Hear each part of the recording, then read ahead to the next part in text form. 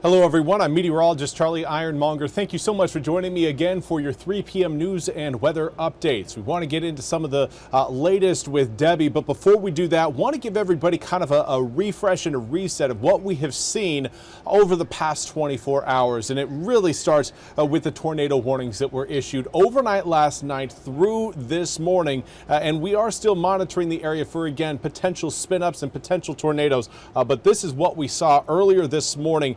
A lot of tornadic activity. We had over 30 tornado warnings issued within a 12-hour period. In fact, the number is actually 38 tornado warnings issued within a 12-hour period, all due to, again, Tropical Storm Debbie. Now, most of the warnings came up in the areas around Greene, Lenoir, Pitt, Wilson, and Edgecombe counties.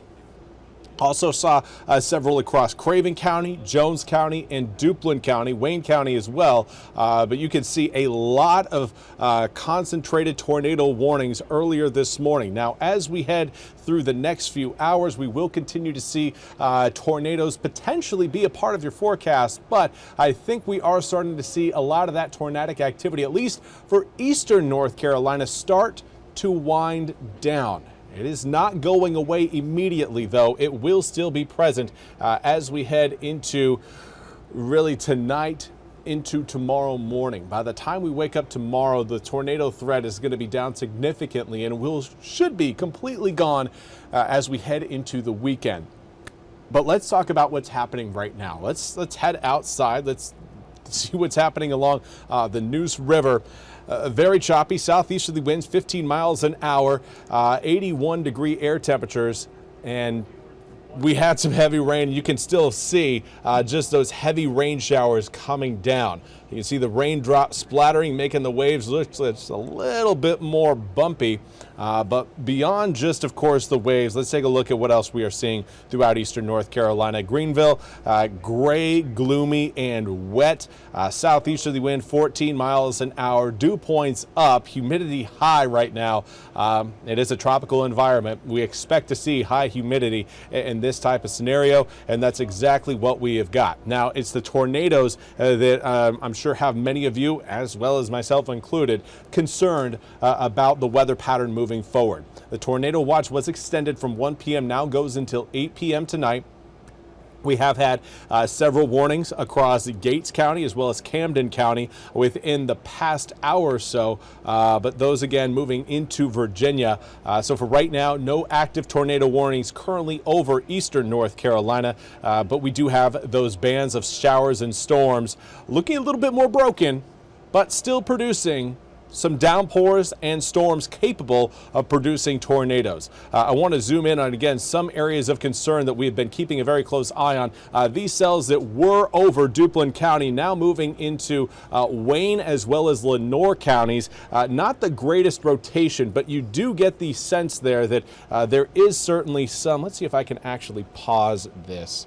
Let's see if we can start that now and then kind of go back. I want to show you guys.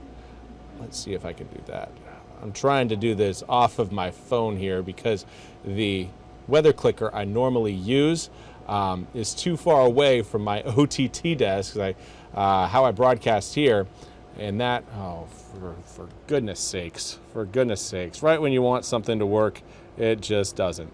There we go. Anyways, you can see there down over southern Lenoir County. We're just going to skip over that, but over southern Lenoir County, that spot of green, not as bright as what we would need it to be, and also the red there, not quite as bright as what we would need it to be to actually show us potential tornadic rotation. But it's those kind of spots, the greens and the reds combined, that do kind of grab your attention and say, okay, there could be some rotation here. Again, right now, we're not seeing anything that is really super concerning right now across Duplin County, Lenoir County, or Wayne County. A lot of the cells that we had been watching are looking a little bit less intense. However, this storm system right on the border there of Onslow and Pender counties. That's another cell we've got our eyes on. You can clearly see we've got some brighter reds there and some green. Green not all that bright, but again, it's that couplet formation. It's a combination of the two that have us concerned. We're going to continue to keep a very close eye on that.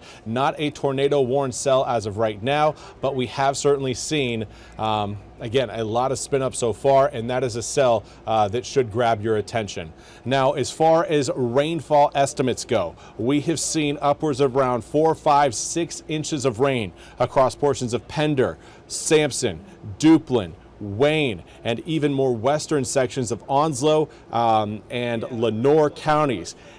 Pretty much from Kinston to Jacksonville and Wilson, if you were to draw a line there between those three areas and then points towards the Highway 17 corridor, you've picked up at least 2 inches of rain today, some instances upwards of around 4 inches of rain. Now on the eastern side of 17 there, rain's looking a little bit more sparse, at least the estimates are looking a little bit more sparse across Pamlico County.